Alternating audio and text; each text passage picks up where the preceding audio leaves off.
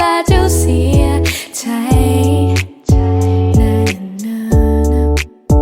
มาหากับน้องคนนี้จะบ่เหตุให้เสียใจจะหักษาไว้แบบนี้และจะหักเจ้าเรื่อยไปขอสัญญาจะบ่เหตุให้เจ็บคือกับคนเก่าฟังเอาไว้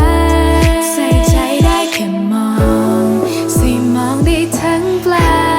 ใส่ใจน้องนินนาสิพาไปกินแกงหน่อไม้สิพาไปเลี้ยงควายและขี่รถไถนาและน้องขอสัญญาว่าจะมีเพียงแต่